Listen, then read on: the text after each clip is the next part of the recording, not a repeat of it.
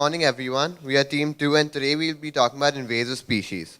So, what are invasive species? Invasive species are species that are not native to an environment. Their presence poses a threat to human health, the ecosystem, and the nation's economy. One example is the cane toads, which are native to Central America and Mexico, but are considered invasive species in Australia. Another example, which we'll be focusing on today, are the changeable lizards.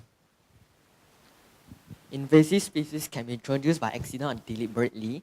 For the former, no human intervention is present and the country will only start to notice these invasive species once the biodiversity in that area is affected.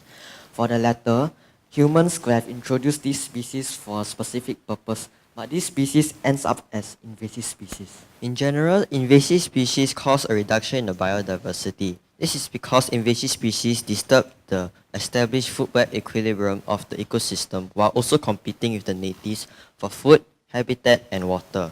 At the same time, invasive species also spread diseases to the native population. Thus, it is costly to manage the population of invasive species. For management strategies, increased public awareness is key, so that the government will invest more resources to conserve the threatened native species. Next, collating data on invasive species and potential ones should be continued in the long run. This can prevent harmful impacts caused by them. The government, non-governmental organizations, and citizens should collaborate to strategize various plans to combat the threat of invasive species. Now let's move on to show you a lighthearted video of our case study of the changeable lizards as invasive species in Singapore.